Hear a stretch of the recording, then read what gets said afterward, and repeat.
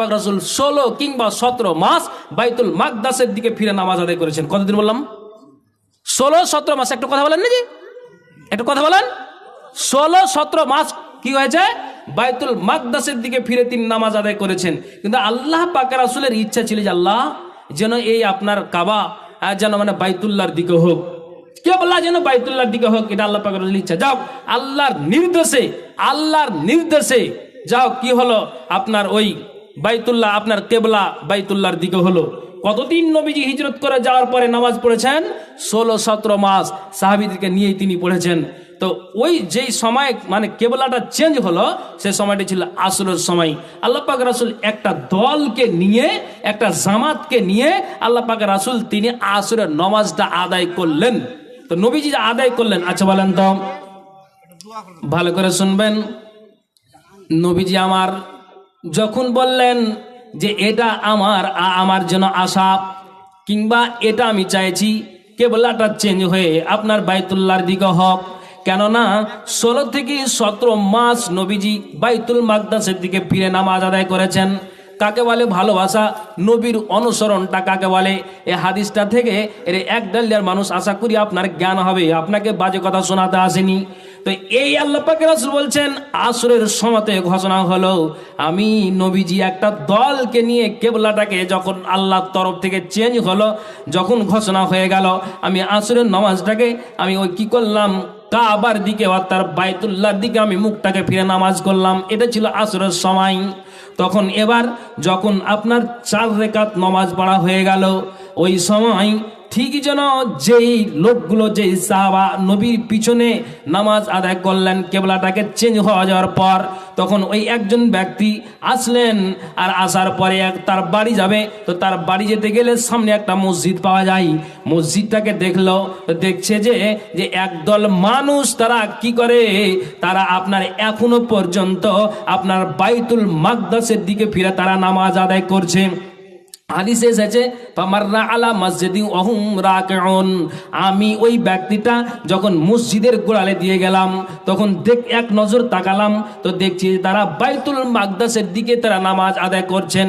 আর বুকে হাতটা বেঁধে সূরা ফাতিহা বলার পর অন্য কোন সূরা পাঠ করার পর যখন তারা রুকুতে গেল, তো ওই রুকুর অবস্থাতেই আমি তাদেরকে দেখতে পেলাম। ফামাররা আলা আলে মসজিদিন ওয়া হুম রাকিউন, তখন যখন আমি দেখি তো তখন তারা রুকুর অবস্থাতে তারা ছিল। তো আমি ওই ব্যক্তিটা তাদেরকে দেখলাম, আরে এটা তো নবীর তরিকা নয়, যেহেতু এখন কেবলা চেঞ্জ হয়ে গিয়েছে আর এরা যদি এখনো পর্যন্ত বাইতুল মাকদাসের দিকে ফিরে নামাজ আদায় করে তাহলে এটা বড্ড ভুল হবে, নবীর তরিকা থেকে এটা ভুল হবে। আর এটা কিন্তু নবীর তরিকাকে তারা মানা হবে না। কেমন ব্যাপার হলো, এরা তো নামাজের অবস্থাতে আছে। তখন এই লোকটা পিছন থেকে সাহাবীটা জোর দিয়ে বললেন ফাকালা আশহাদু বিল্লাহি, এরে যারা তোমরা রুকু করে আছো আর বাইতুল মাকদাসের দিকে মুখ করে নামাজ আদায় করছো, আমার দিকে একটু ধ্যান দাও।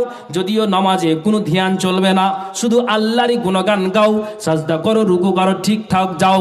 যেমন আপনাকে বলি, একটা মানুষ যদি আপনার বুকে হাত বেঁধে দাঁড়িয়ে থাকে, লম্বা সূরা যদি পাঠ করে, তারপরও ওই মানুষটাকে যদি বলা হয় এখন তুমি ডান দিকে ঘুরে যাও, হাত আপনার বুকে হাত বেঁধে থাকার পরে ওই মানুষটা মুসাল্লিটা ডান দিকে ঘুরতে তার অসুবিধা হবে না। যদি বলা যায় বাম দিকে ঘুরো, তাও অসুবিধা হবে না।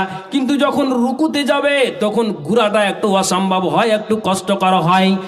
এই ব্যক্তিটা বলছেন, সাহাবীটা বলছেন, এরে মুসাল্লিরা কান খুলে শোনো, যারা তোমরা রুকুতে আছো, আমি এই মাত্রই আল্লাহকে সাক্ষী রেখে বলছি এই মাত্রই কেবলা চেঞ্জ হয়েছে। আর আল্লাহ পাকের রাসূল তিনি এক দল লোক নিয়ে তিনি আসরের নামাজটা বাইতুল্লাহর দিকে মুখ করে নামাজ আদায় করলেন, তিনি নামাজ পড়ালেন। আমি আল্লাহকে সাক্ষী রেখে বলছি, অতএব আর বাইতুল মাকদাসের দিকে ফিরে নামাজ আদায় করা যাবে না। যখন এই কানে এই খবরটা মুসাল্লিরা পেলেন, তখন তারা ওই রুকুর অবস্থাতেই তারা হালে হালে হালে হালে তারা কেবলাকে চেঞ্জ করে বাইতুল্লাহর দিকে ফিরে গেলেন। কাকে বলে নবীর অনুসরণ, কাকে বলে নবীর ভালোবাসা? একবার জোরে মুহাব্বতের সাথে বলুন সুবহানাল্লাহ। কথা বুঝতে পেরেছেন? তাহলে ওই হালে হালে রুকুর অবস্থাতেই তারা কেবলাটাকে চেঞ্জ করে তারা ঠিক বাইতুল্লাহর দিকে ফিরে গেলেন। এই হলো ভালোবাসা। আমার নবী দয়ার নবী, আমার নবী দয়ার নবী, নাবি দো জাহান, সেই নবীরই নামটি জপে জুড়ায় মোদের প্রাণ। সর্বশেষে পাঠাইলেন নবী, সর্বশেষে পাঠাইলেন তিনি দয়াবান। আমার নবী দয়ার নবী, নাবি দো জাহান, সেই নবীরই নামটি জপে জুড়াই মোদের প্রাণ। সর্বশেষে পাঠাইলেন তিনি রহমান। আমিনার কোলে জন্ম আব্দুল্লাহ পিতার নাম। শিশুবেলায় নাবি আমার ছাগল চরান, শিশুবেলায় নাবি আমার ছাগল চরান। জিব্রাইলের দ্বারাই খোদা সিনা করিলেন দুই খান। এই তো নবীর কষ্ট শুরু, শুনেন মুসলমান। শুরু থেকে নবীজির জীবন প্রাণ, শুরু থেকে নবীজির জীবন অপ্রেশান।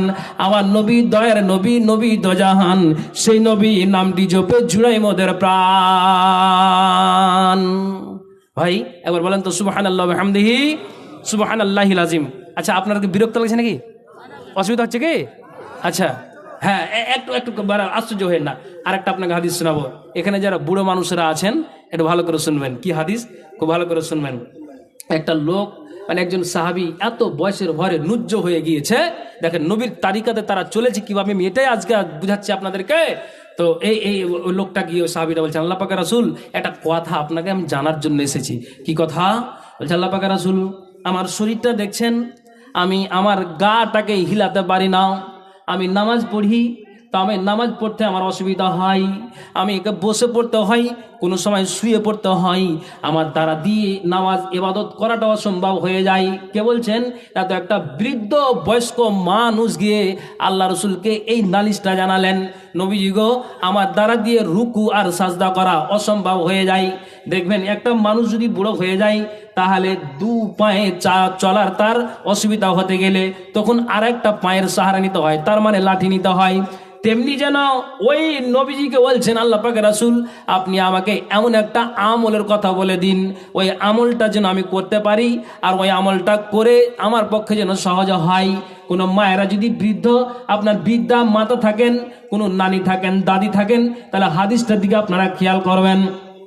কি কথা হলো যে এই বৃদ্ধ মানুষটা, সাহাবীটা নবীজিকে বললেন যে আমার দ্বারা দিয়ে আমার এই ইবাদত করা অসম্ভব হয়ে যায়। এক কথায় আপনি আমাকে এমন একটা সহজ উপায় বলে দিন, এই উপায়টা করতে গেলে আমার পক্ষে যেন ভারী না হয়। তখন সঙ্গে সঙ্গে আল্লাহ পাক রাসূল বলছেন, তুমি কান খুলে শোনো, লা ইয়াজালু লিসানুকা রাতাবান বিযিকরিল্লাহ। আল্লাহ পাক রাসূল জবাব দিলেন, ওরে ব্যক্তি, তুমি কান খুলে শোনো, তোমার ঠোঁট দুটাকে বাজে কথা না বলে, তোমার ঠোঁট দুটাকে চায়ের দোকানে বসে, তুমি চায়ের দোকানে ভদর ভদর করে গল্প না করে, তুমি এই ঠোঁট দুটাকে চায়ের দোকানে হিলাবে আর ফালতু গল্প করে সময়টাকে তুমি নষ্ট করবে। রাসূল বলছেন, এই কাজটা না করে, আসরের পর চায়ের দোকানে না গিয়ে, এই কাজটা না করে, তুমি ফজরের পর তুমি কোথায় গিয়ে আড্ডাবাজি করবে, এই কাজটা না করে, সকাল আর সন্ধ্যা যখন তোমার মনে হয় তখন তুমি আল্লাহর জিকির আজকারকে চালিয়ে যাও, তসবিহ তাহলিলকে চালিয়ে দাও, আঙ্গুলকে গুনে গুনে গুনে গুনে গুনে গুনে তুমি সুবহানাল্লাহ, আলহামদুলিল্লাহ, আস্তাগফিরুল্লাহ, এই দোয়াগুলিনকে পাঠ করো।